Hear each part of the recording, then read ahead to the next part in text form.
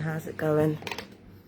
I just thought I'd come online today because I've just come off a TikTok live and they were talking about a YouTuber called Philly who was charged with sexual assault in Australia, and there's a court case going on over there at the moment. And there was this one girl who came on Elaine the Payne's live and talked about one of her friends' experiences. Not Elaine the Payne's experience, but somebody else's experience. And the second I started listening and I started hearing how his interaction with her friend was, that it made me realize that was coercion. If you're using abusive language, or if you're saying, if you're trying to lean on somebody's emotions, wear away somebody's boundaries emotionally in order to get what you want, that is coercive. So this is a difficult situation for me to talk about. First of all, we have to understand what coercion is. Coercion is different from physically forcing someone. Like when you use physicality, that's when you're using force. But coercion, to my understanding, is more psychological. Somebody said no, but you can see that person is either non-confrontational, or somebody who is vulnerable, or somebody who is not sure of themselves. Maybe they have mental issues or something, and you'll either physically wear them down, try to physically wear them down, or you try to emotionally wear them down by assuming they're shy, or assuming that they're, or being abusive, saying, I've waited long enough. Either you're putting out one way or the other because I've waited long enough.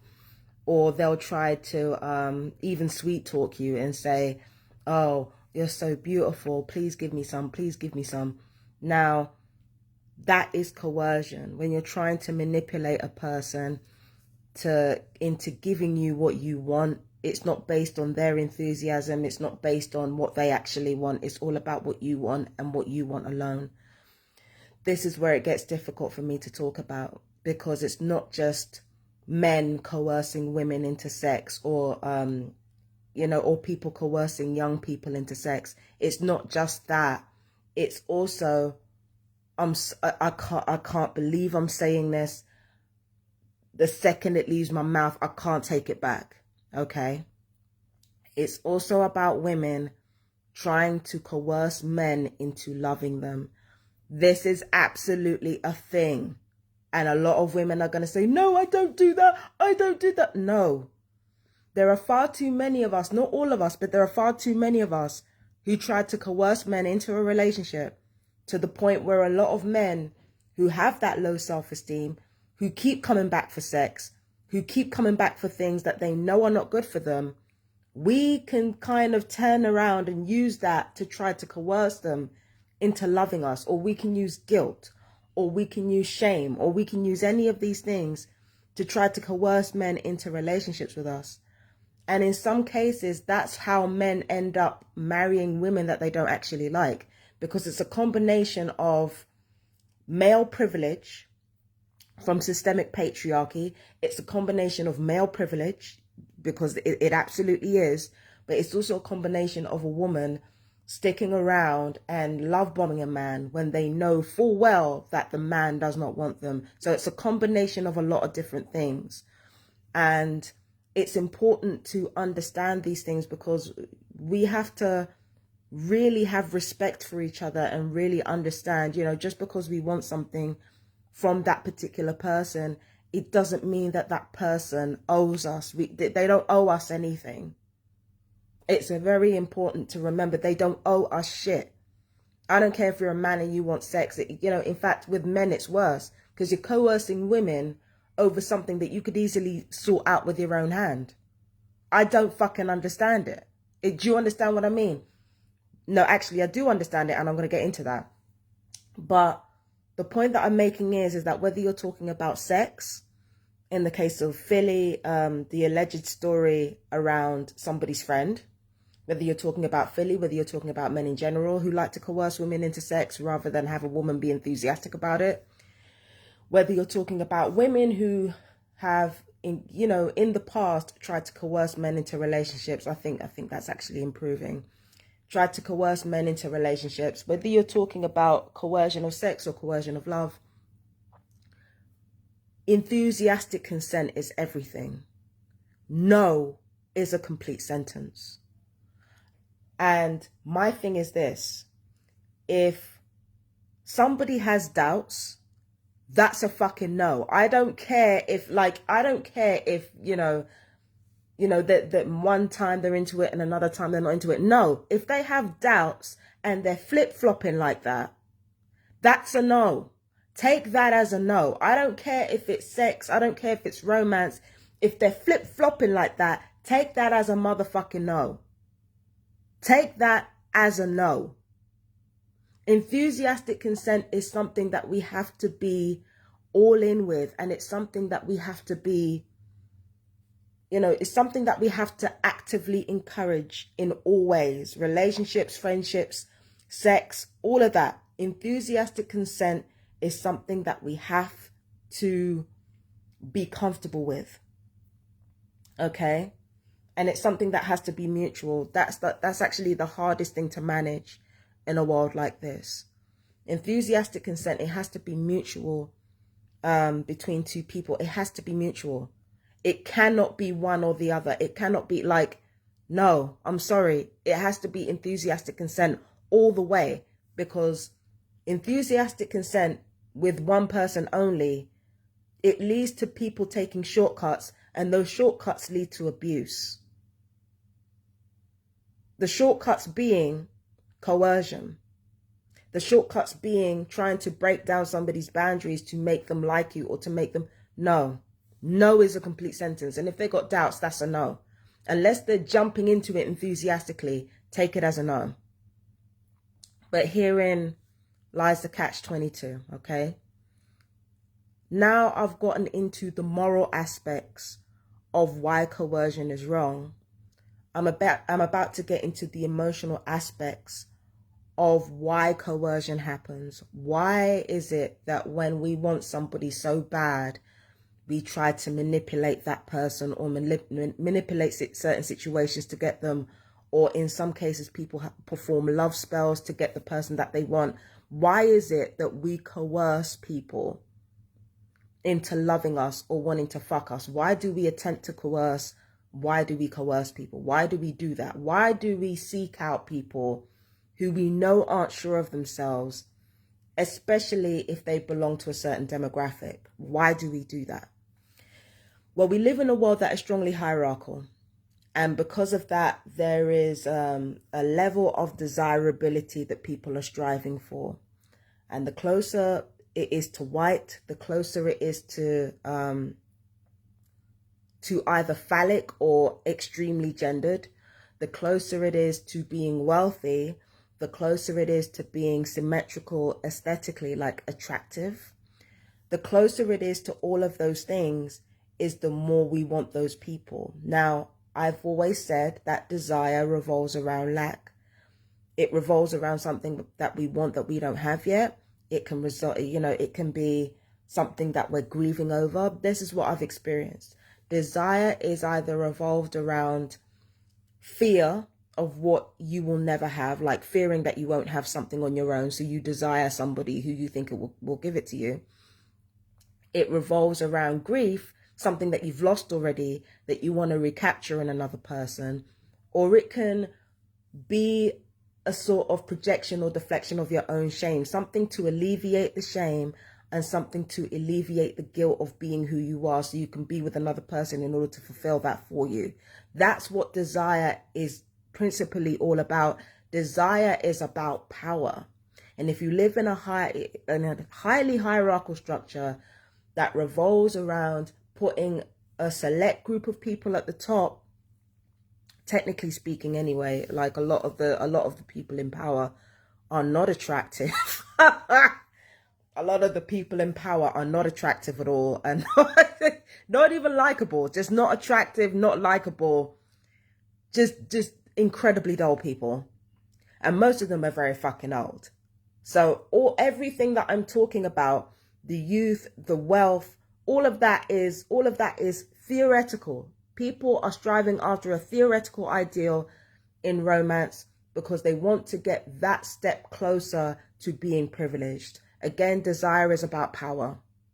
And when you live in that kind of hierarchical structure where desire is about what makes you feel powerful or what you believe will help you go up a level, if you desire people who fulfill that for you, and increasingly those people don't want you because they know they can go a step above you, they can go a step above the ladder, they can easily get someone who is higher on the totem pole than you. If they know they can get that, then technically speaking, who and what does that leave you with? That's not entirely the fault of society, and I'll get to that in a second. But if you've got a hierarchy of power and increasingly you're being told that you rank lower on the desirability scale, who does that leave you with realistically? Or at least theoretically, who does that leave you with? And that fear, that rampant fear of loss of power is what causes coercion. And where men are concerned, yes, it is partially entitlement, but it is also fear. I'm supposed to be a man. I'm supposed to be able to get what I want. Why is it that society can lie to me and say that I'm on top of the totem pole and I can't get no fucking women? Why am I being lied to like this? So it's the fear that also causes coercion. It's not just entitlement, it's fear, it's shame. Shame is a huge one, because if you are not fulfilling the obligations of the power hierarchy, it can give rise to feelings of shame. And I've talked about obsession before. Obsession is a spiral of fear, envy, guilt, and shame especially. And, first of all, you desire somebody based on these negative feelings already. So you already desire them because you want what they have and you can't have what they have. So you want to have them, right? And then the more they refuse you or the more they breadcrumb you, knowing what you want, is the more you start to go into this downwards spiral of shame, fear, guilt, and envy. Obsession will send you into that spiral, whether you're obsessing over people you hate or in this case, obsessing over people that you desire. That shame spiral is partially what causes coercion. Again, because you have to have that person. Like, if you don't have that person, it's going to make you feel ashamed of yourself. It's going to make you feel like it's a never-ending spiral. But then nobody talks about what happens when you get the person you're obsessed with. Now, this is something rare that happens. But when you get the person you're obsessed with and you get to know them and you've successfully coerced them into a relationship or into sex, or even before that, even if you don't get them, suddenly the guilt and the shame and the envy and the fear, they get so fucking thick and rampant that the second you get what you want, not through them being attracted to you or them wanting you, when you get what you want through coercion, the experience of the wrong that you've done gets so traumatic that you start projecting all of these flaws onto them. Suddenly they're not so attractive anymore. Suddenly they're not so desirable anymore. Suddenly they're a piece of shit. Again, you can reach that level even before you've actually gotten them. It's sometimes the feelings of, the spiral that you have sent yourself down can get so thick and get so rampant. Suddenly the problem is them and not you. Even if they've done nothing wrong, even if you don't know them, even if they've done nothing wrong to you, even if all they've been doing is getting on with their lives and living their lives, even if all they've done is done that, the spiral has become so fucking thick that you've projected all of your malaise onto them. Suddenly they're not so pretty anymore. Suddenly they're not good people. Suddenly they're this. Suddenly they're that. They're the villain in your eyes. And it's got nothing to do with them, almost nothing to do with them. Because hear what? I've been attracted to people. I've been obsessed with people that are genuinely bad people, or genuinely not good for me, or genuinely this, or genuinely that. But hear what, right? If I'm doing all of this obsession and I'm not getting to know those people, and I don't know what their traits are, it could still be very easy for me to project all of my malaise onto them because they don't want me, and they've actually made it clear. Their no was a complete sentence. They've made it clear. So now I'm projecting, I'm not only seeing their flaws for what they are, I'm projecting all my flaws onto them too. Because at the end of the day, like, those feelings have become so concentrated that they need to go somewhere. And unfortunately, it doesn't just lead to somebody like me thinking, oh, they're having disdain for them anyway. It doesn't necessarily lead to me eventually having disdain for the people that I was obsessed with. Do you know what I mean? It doesn't necessarily lead to me just having disdain for them and choosing to stay away. In a lot of cases, again, it can lead to people being in relationships with people they don't like at all. It can lead to essay. It can lead to grape.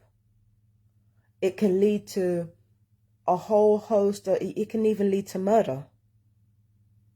The coercion shit is dangerous. These feelings of lack that we're dealing with are dangerous. And those feelings of lack come from our relationship with power. That's where it comes from. It comes from our relationship with power. Love is never supposed to be about power. The people that are attracted to me are never the people that I'm striving to be or trying to be. Why? Because, I have this theory that you attract to love, but you seek power. That's the theory that I have. You attract to love, but you seek power, meaning you attract who you actually are, and you're attracted to who you're trying to be, or you're attracted to what they represent. That's the theory that I've always had. It might not be right. I'm probably wrong. But people tend to attract who they are on the inside. And people tend to strive towards who they're trying to be externally. That's what I've learned in life. And if you're lucky enough to find not only somebody that you are, but somebody that you want to be, that's love and power. That's extremely powerful, and that needs to be approached with caution because of how powerful it is. But when it comes to coercion and things like that, it's those feelings of shame. It's a hierarchical structure telling you that if you can't be with somebody powerful or have somebody powerful, then you're not worth shit. Or you can't supplant somebody powerful. You can't get one over on somebody powerful, then you're a loser. It's just, there's a whole host of emotions that come with, coercion into love and sex. But again, this is not me trying to sympathize with people who are coercive. I actually sympathize more with the victims at this point. I sympathize more with the victims of coercion than with people who coerce. And that's coming from somebody who's been on both sides of the curtain. I will always have more sympathy for the victim. I've tried to coerce people into loving me. I'm not afraid to say it. I'm ashamed of my behavior, but I'm not afraid to say what needs to be said in this case. I tried to coerce people into loving me. I've even tried to coerce people into hating me so that I could take revenge. I don't need to do that now because I know that I'm a targeted individual and people are going to hate me anyway. So I don't need to coerce people into hating me. I don't need to coerce people into being obsessed with me. It's right there. All I have to do is just get on with my life. And that's it. Free enemies. And free enemies. You get free enemies when you're a TI. Yeah. But I've coerced people emotionally into emotional situations to the point where they've been confused about how they felt. And that was never their fault. That was never their fault. It was always me.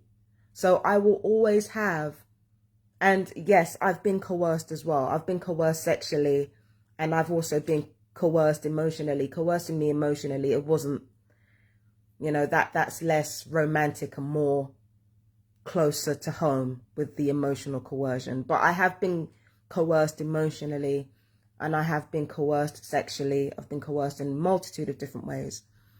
And again, speaking as somebody who's been on both sides of the curtain, I will always have more side. I will always side more with the victim. Always. Is what I'm trying to say. I will always side more with the victim. And the only reason why I'm discussing the emotions behind coercion and what goes into people coercing each other into sex and love, the only reason I'm discussing the emotionality behind it is so that people can guard themselves from being victims of coercion, and B, by demystifying it, you kind of remove it of its power, and you kind of remove it of its, when you remove something of its mystery, when you remove coercion of its mystery, you remove it of its power. And if you remove it of its power, then attempts to coerce you, it won't emotionally move you anymore, because you know what to expect. That's the reason why I'm talking about this. That's the reason I'm talking about coercion, because it's very important to understand it if you're going to prevent it. If you have any doubts in your mind as to whether or not you want to be with a person, then you have your doubts. That's a no. And no is a complete sentence. You have the right to walk away. Simple. Simple. You have the right to walk the fuck away. And this is coming from somebody who's been on both sides of the curtain. And I'm on the side of coercion right now, because coercion is also a tactic that they use with me as a targeted individual. You have the right to walk away. Yeah, no is a complete fucking sentence. I don't give a fuck who it is. I don't care if it's male or female. I don't give a single fuck who it is. Male or female, I don't care. I don't care. No is a complete fucking sentence. Simple. Do you understand? If you have doubts, or like no is a complete sentence, don't allow anybody to coerce you into anything.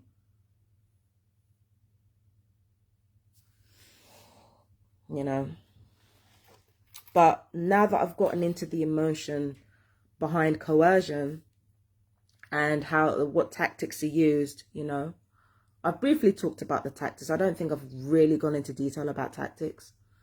But when it comes to tactics, coercion, again, you can be physically coerced, but at that point, it's physical force, isn't it? You can't call yourself coerced by then, you're forced. Do you understand what I mean? When you're physically held down and all that, you're physically abused into something, that's force. That's no longer coercion. Coercion is more emotional and psychological, and leaning on people pleasing, leaning on emotional vulnerability in order to get what you want. And before I get into how victims or survivors can protect themselves, I'm going to come back to the power structure thing, because in this world, any woman or any femme that is seen to be enthusiastic about sex in any way, if they make it plain that they want to have sex, that they want to, that they want to get it in, if they make that plain, then they're seen as slaws, basically, sluts or whores, right? If a woman is enthusiastic about sex or wants to actually have sex, then she's seen as a slut or a whore, because this is something that a woman is supposed to be coerced into. It's something that a woman is supposed to be coerced into, because the nature of the male is that he needs something to work towards. He's always driving for something to work towards. He needs to keep himself busy. So a woman playing hard to get, it gives him work to do. And if a woman doesn't give him that work, if she's too enthusiastic, if she consents enthusiastically to having sex or all the rest of it, suddenly shit ain't working like it's supposed to. Suddenly shit ain't working like it's supposed to. Suddenly, suddenly when you decide to cut things off, or you decide, it's not fun anymore, suddenly he gets possessive or obsessive over you. Because it's not about, again, the nature of the male and the encouragement of male behavior is towards coercion. Just like women are encouraged to coerce people into relationships. Coercion, when it comes to sex, is ingrained in patriarchal culture. Unless you're coercing a woman into sex, unless you have to convince her to have sex with you, then it's a write-off. She's no good. And that internal conflict is why porn is so popular, and why sex work is so popular, because men keep putting themselves in labyrinthine situations so that they have something to conquer, and because of that, they're constantly living this double life, where on one hand they want a respectable personal image that they can hide behind a woman, but on the other hand they want to be able to engage in their hedonistic instincts with another woman in another woman's arms, which really reveals to me that there's a massive dichotomy that is encouraged in men, which leads to situations of sexual assault, which leads to situations of basically assaulting a woman to get sex from her. There's this whole dichotomy that exists of male sexuality that is unhealthy and that is toxic, and that ultimately leads to trafficking, assault, all that shit. Now, predators are not only male. Let's be real about that. But it's mostly men. Because there is a male culture of having to work for something, having to have something to conquer, having to have a challenge to overcome. And it's like that therapist said in Rick and Morty, like, I'll never forget this. I know Rick and Morty is not supposed to be taken seriously, but there was that one quote from a woman, a female therapist, that I found really profound. And I think it can apply to men in general, or male culture, or patriarchal culture.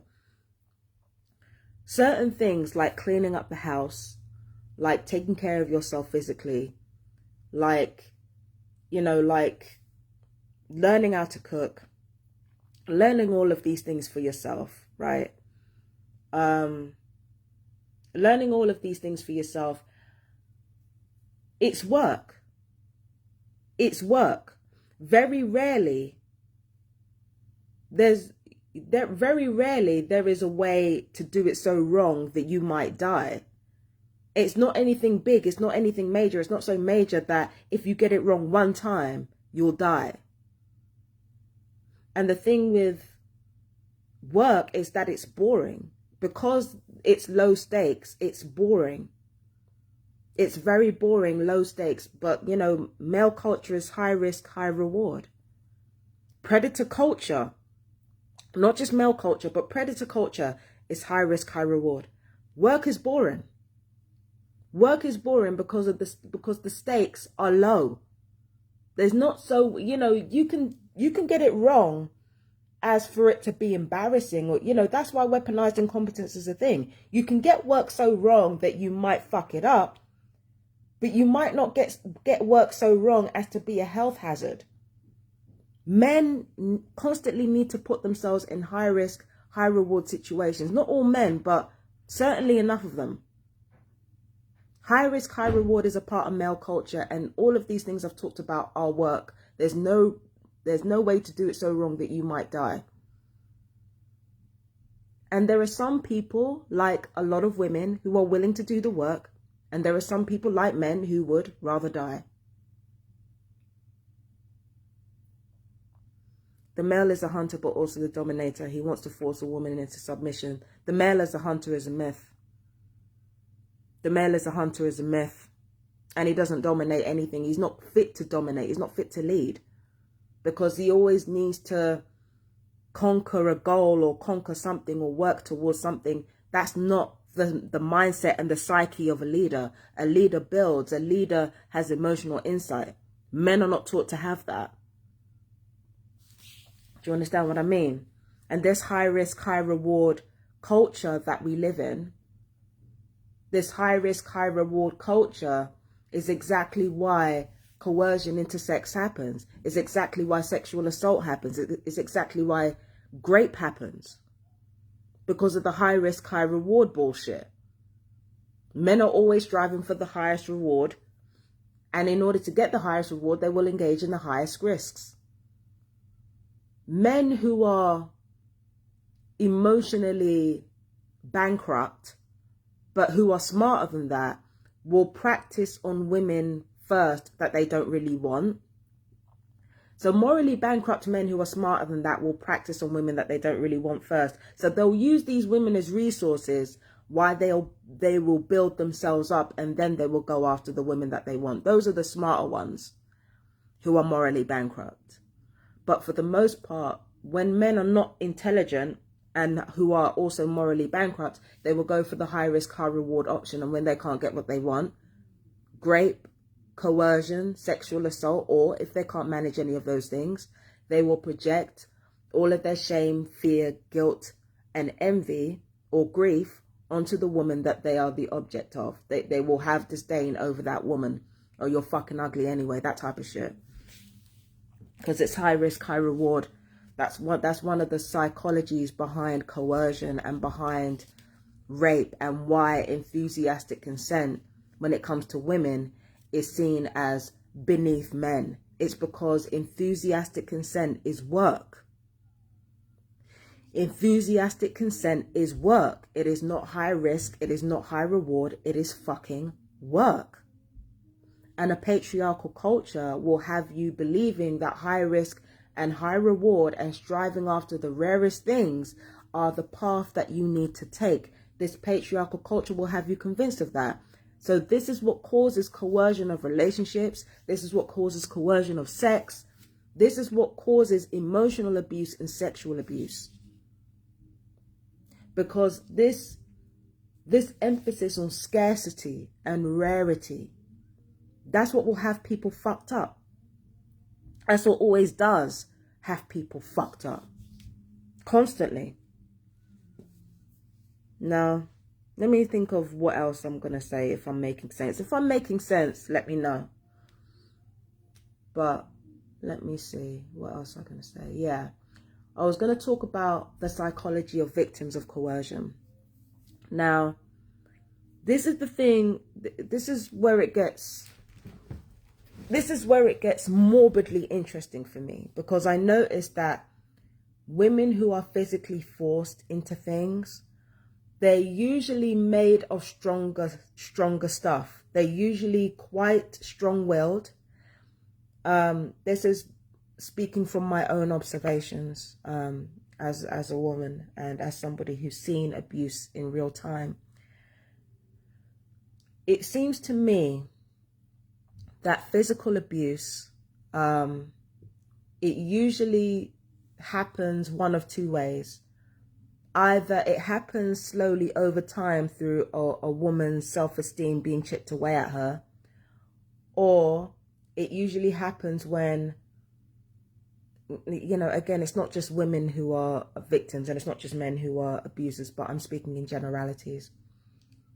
When physical abuse happens, either a woman has already been broken down, that's the first type of woman, or the second type of woman is that the woman is usually very strong-willed. She's not afraid to call you out on your shit. You know, she's not afraid to call the man out on his shit. She's not afraid to, you know, she's not afraid to get in his ass about a lot of the things that he does.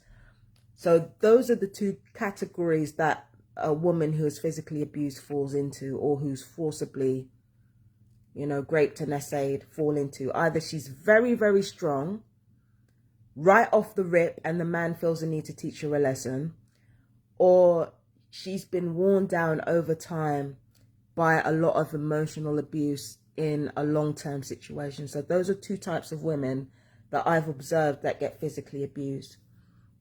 People who are coerced, like myself, or people who have been coerced, like myself, they tend to be in the middle of that.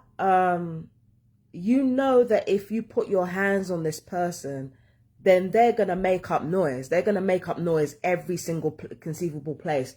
They're going to make up noise, first of all, if you even lay one single finger on them, they're going to make up noise. The type of people who get coerced emotionally, they're not about to put up with physical abuse. They will fucking tell everybody, you put hands on them, it's a wrap. You put hands on them, it's a wrap. They will use every available resource to fucking get you together.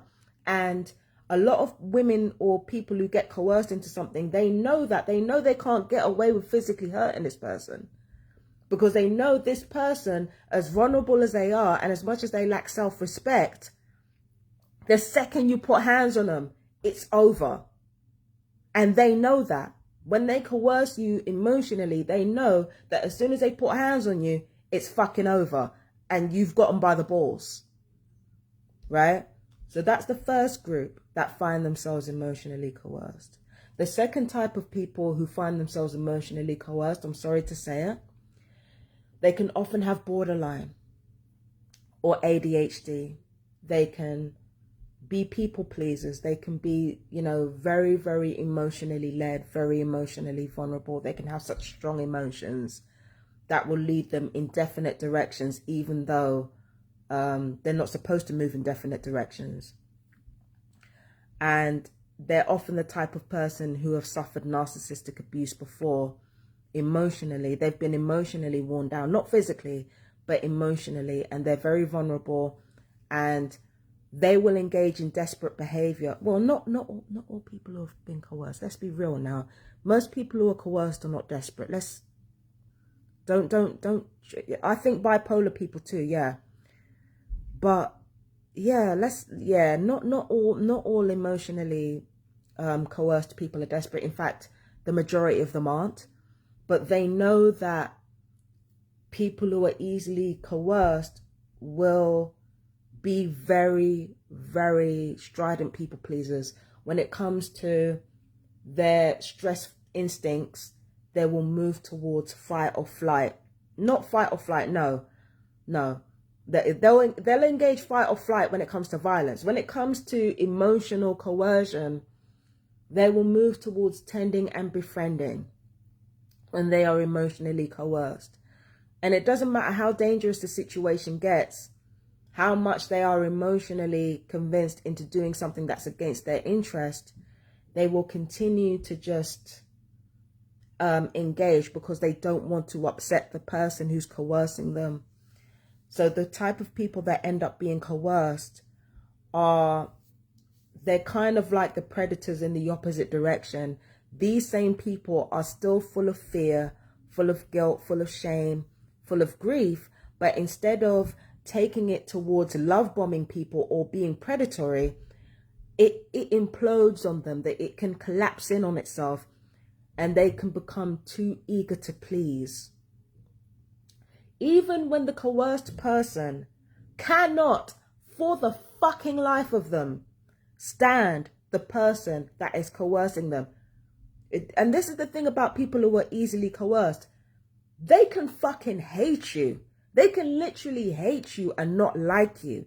They can easily not be attracted to you, not want you anywhere near them. But if you emotionally coerce them enough, and if you are persistent enough, because persistence is a key thing here. Persistence wears people down. If you are persistent enough with them, they will cave, even when they can't fucking stand you. Even when they cannot stand you, some of them will do desperate things to please you, or put themselves in really desperate situations to please you, even when they fucking hate your guts. And they know you ain't shit, and they know you will continue to be not shit. They will still do it. But this is the thing about emotionally coerced people. Sometimes the lack of respect that some of them get, not all of them, because some of them are emotionally coerced into long-term physically abusive relationships. This is the thing about some people that are coerced. The lack of respect that the coercers have for them can sometimes, unfortunately, I'm about to say something really controversial. I'm about to say something really awful, and I hate that I'm saying this, but in some cases, being an easily coerced person can save you from a lot of physical harm and can actually save your life. And I have experienced this. I have experienced this. When I've stood up for myself, it made me more vulnerable to harm. Like, as a black woman, you will have like a couple of people step in and protect you, but for the most part, you're completely by yourself. And I have to admit that when I stood up for myself, like in a physical way, it hasn't panned out well for me. Now, I'm very lucky because I don't have a scratch on me from a man. Not one scratch on me. But I've experienced that when I stood up for myself physically, from police, for example, I did end up getting roughed up quite a bit when I stood up for myself physically. And that's the truth of the matter. When I found myself being coerced by certain men, or emotionally worn down by certain men, when I found that to be the case, instead of physically hurting me or physically coming after me, they will physically go after the woman who wasn't so easily coerced. They will go after the woman who tried so hard to get their respect, and now when now they're in the relationship with the person, they start wailing on them. There are times where being, an easily disrespected person, even, with people going around spreading rumors about me, there are times where that's actually saved me. Because the predators, it's the same way as being too people pleasing and being too desperate. It has the same effect of you soiling yourself in front of a bully. Nobody wants to deal with that. It's too pathetic. Nobody wants to deal with that. And it's that type of, it's that type of reputation that I had for being a people pleaser, for being desperate for approval. It's because I had that reputation, it actually saved me from a lot of heartache. It saved me from a lot of physical pain. It saved me because predators don't want anything to do with me like that. The only predators that want anything to do with me are people who have my place bugged. The sexual deviants behind gang stalking. Those are the only predators that want anything to do with me. Any predators that are not perps, they don't want shit to do with me. That's actually saved my fucking life. Because ain't nobody out here wailing on me. There's a reason for that. There's a reason for that. It's because people who are emotionally coerced, they're not seen as a prize to be won or something to be conquered. I mean, sure, we're not loved either, but if that love means somebody's putting their hands on you, if that respect that you get from a man means that man is putting their hands on you, then what is that love and respect really worth? It means he just wants something to conquer. It means he just needs something to do because, like, he can't take it. He is so averse to being bored that he would rather do that than actually be with a woman who wants to be with him. You would rather go after a woman with low self-esteem that you can disrespect later, or be with a woman that has high self-regard that you need to break down into nothing. You would rather have either or than have a woman who genuinely wants to be with you. High risk, high reward. And again, this is something I've experienced. I've seen a lot about what's fucked up with the world. And unfortunately, for somebody like me, rejection can be your protection. I'm so serious when I say that. It shouldn't be like that, but it is. But at the same time, you don't want to find yourself coerced either. You don't want to find yourself coerced either. And the best way to deal with somebody attempting to coerce you is when they start doing all that, start trying to convince you, start laying on the compliments, and then trying to emotionally badger you by saying, I've waited long enough. Cut it dead. Cut it dead. Vote with your feet. The best way to deal with subtle action is to be blunt. Do you understand what I'm saying? Just like the best way to deal with physicality, physical force, is to be subtle. Okay, is to make sure that they're blind to what you're doing. It's the same way. It's the same way in reverse. When you're dealing with somebody who's trying to coerce you, be dramatic. Be dramatic. Be dramatic to the point where they have to say, whoa, calm down. Be blunt. Be dramatic. Make a scene. Make a fucking scene. When somebody's coercing you, make a scene. Don't let it go beyond, oh, you know, I've waited long enough. Waited for what, bitch? Make a scene. Start shouting. Start screaming. Like, let people know that there's something going on wherever you are. Like, let that be known. And vote with your feet. Take every opportunity to walk the fuck out. And if they don't let you go, call the police. Make a scene. If these people are going to try to emotionally coerce you into anything, make a fucking scene. Make sure as many eyes are on that person as possible. Because when somebody's trying to coerce you, the one thing they hate is to be exposed. Expose the bastards. Let everybody see them, even if it makes you look crazy. That will save your life. That will save your life. I don't care how subtle the abuse is. Let everybody the fuck know. That will save your life. I have done that so many times. And it saved me. The amount of shit that the perps could have gotten away with if I didn't make myself look crazy by saying, oh, they're doing this to me. I used to leave long essays of text letting everybody know this person's doing this. This person's doing this. That saved my life. It got the person the fuck out of there. You seriously think anybody could do that to me? I will not shut up. Be dramatic. Let people know. Before it gets to a point where it gets physical, let people know. Don't allow yourself to be coerced like that again. Make a fucking scene. I don't care if people say you're unlikable, you're dramatic, you're all the rest of it. Let them say it. Let them say it. And that's something that I had to learn over time. Make a fucking scene. The fuck?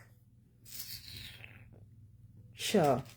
That's how you deal with it as somebody who's trying to coerce you into something that you don't want. Listen, first of all, when you don't want to be in a situation and when you don't want to be around a person, the feelings that you get will be more subtle than dramatic. And because it will be more subtle than dramatic, listen, high risk, high reward, you're going to be likely to ignore that.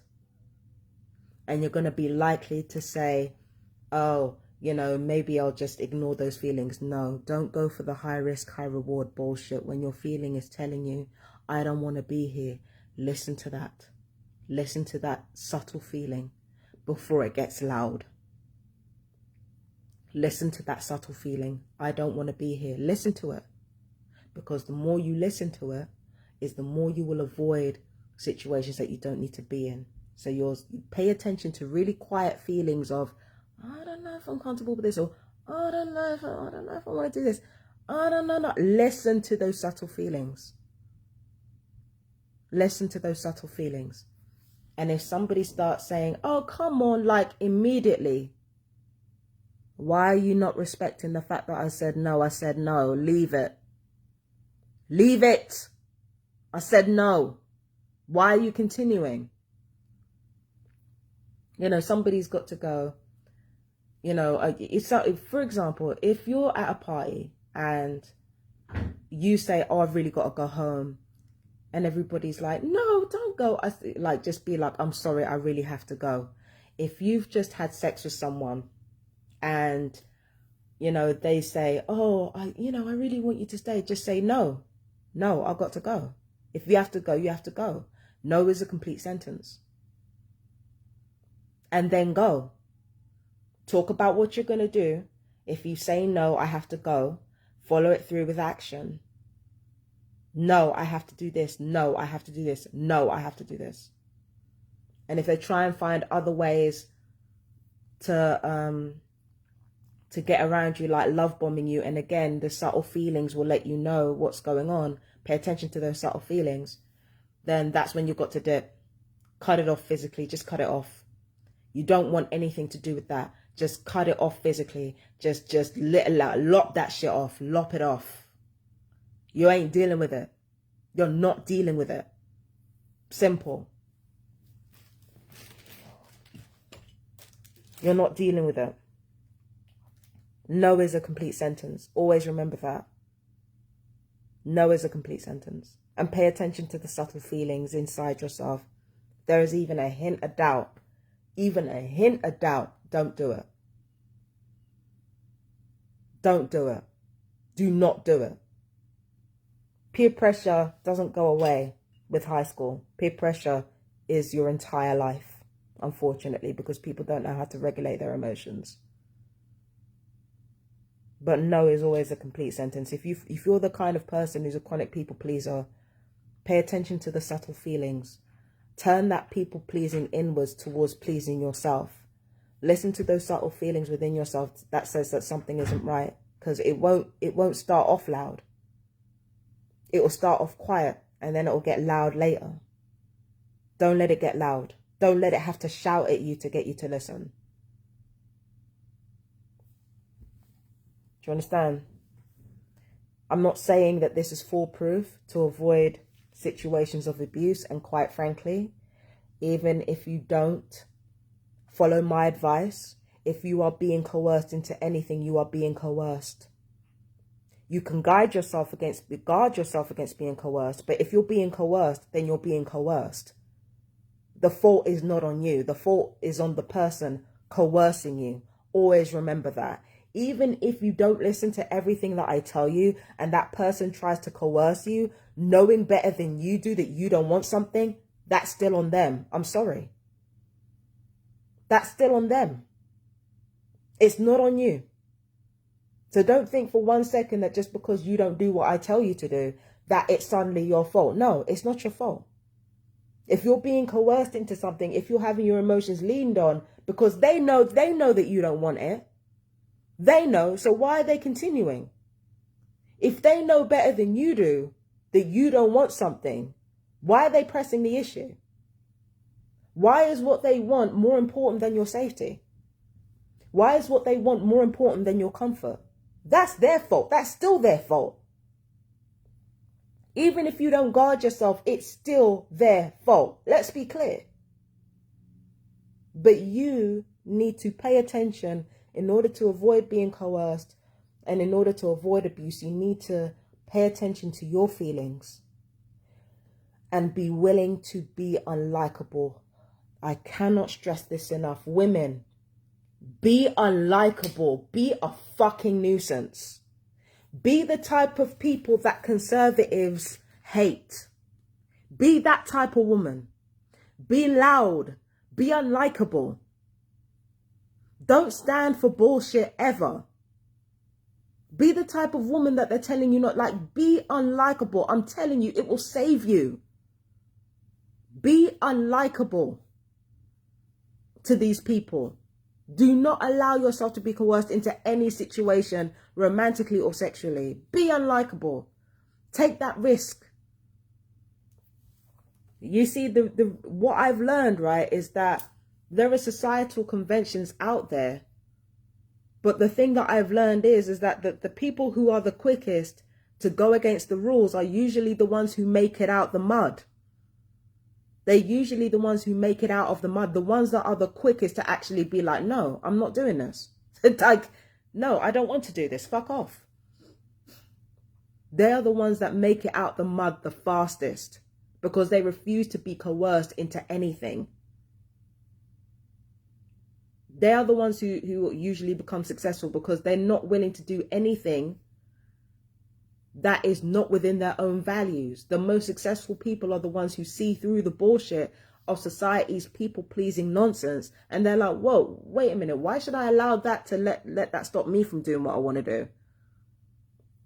Why should I allow anybody to coerce me into what I don't want to do? The fuck? No, absolutely not. Be unlikable, women. Be unlikable. Be selfish. Stop all this people pleasing. Stop all this serving. And when it comes to men, I'm not saying that men should be unlikable too when it comes to being coerced. But men, you need to vote with your feet. You need to vote with your feet. I don't care how much you want sex. You can get that from your hand. You can pay for it. There is no excuse why you should be in a situation where you are coerced into a relationship. Again, whoever's coercing, that's who the fault lies with. So if you're a man and you're being coerced into a romantic relationship with a woman, the fault is on the coercer. The fault is on her, not you. I'm sorry, that's the truth. If you're coercing her into sex, then the fault is on you.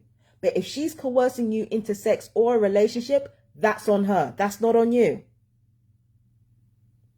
But men, same thing. You've got to vote with your feet. No more of this high risk, high reward bullshit. You got to vote with your feet. If a woman is if a woman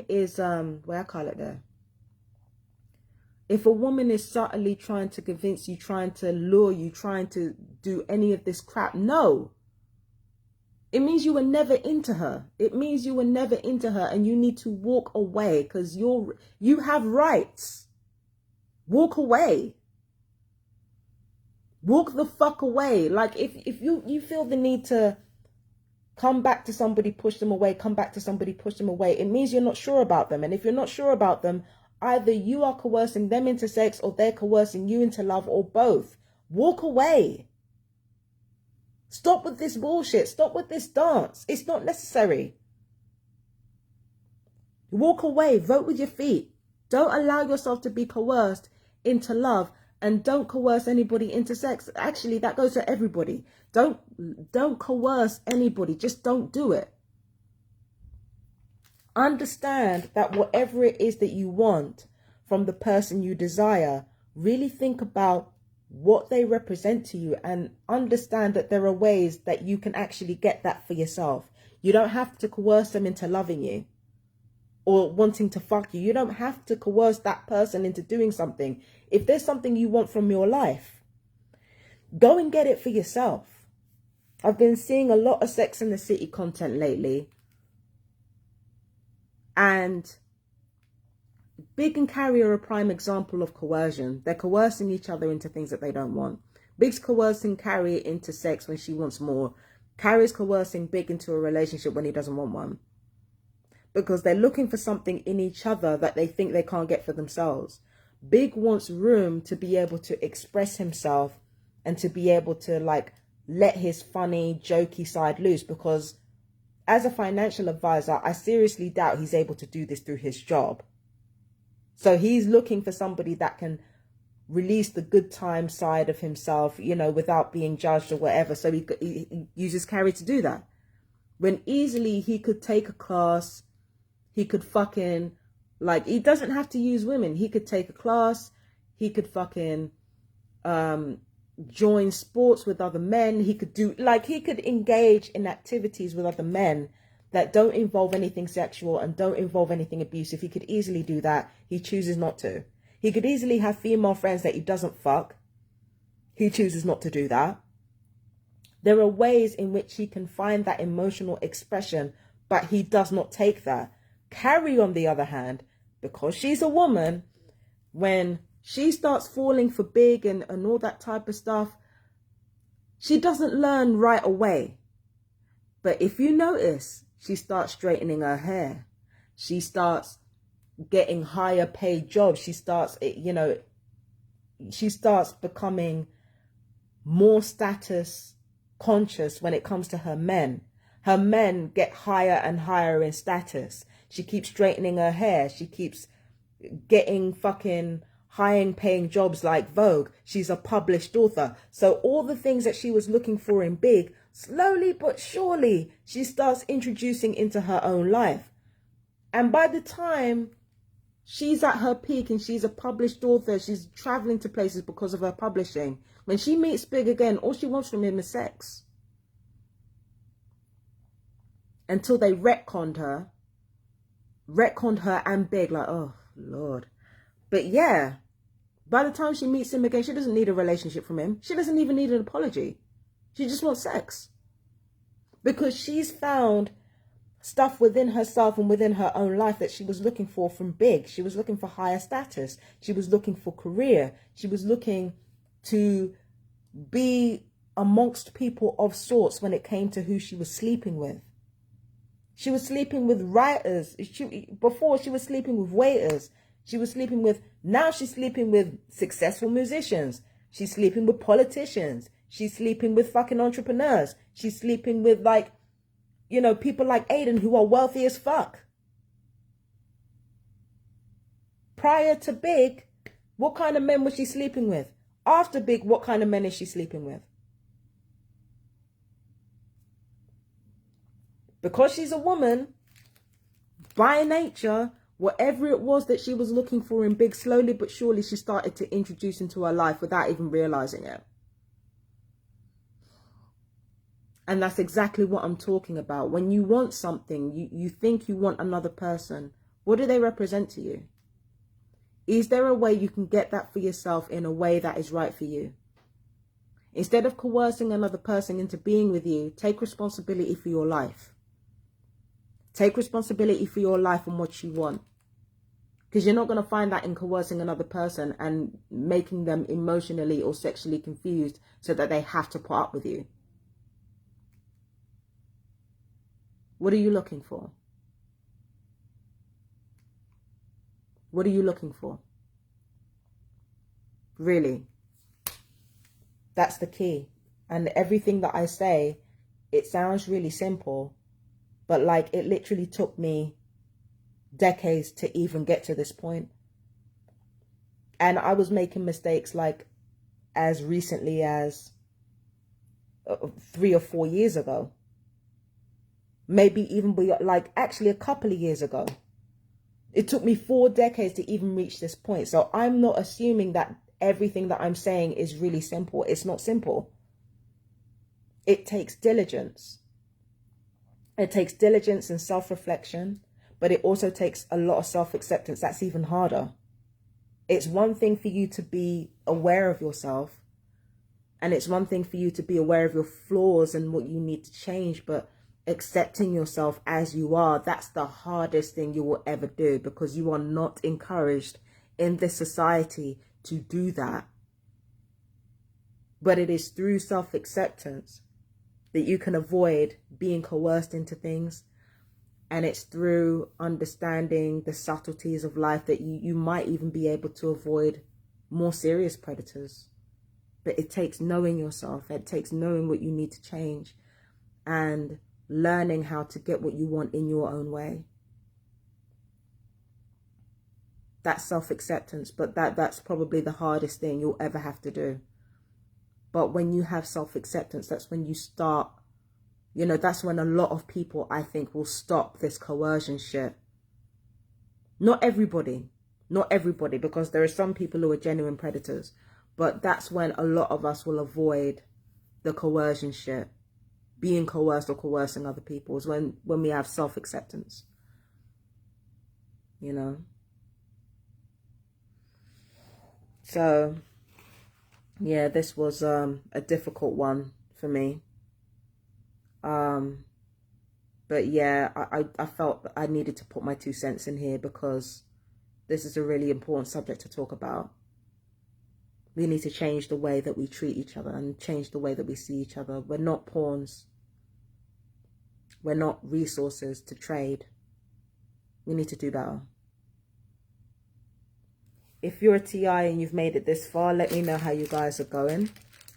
Let me know how you guys are doing. Let me know how things are going on with you. I know a lot of you are really going through it.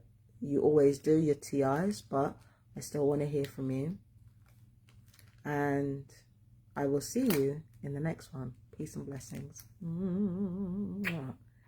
Bye-bye, my darlings.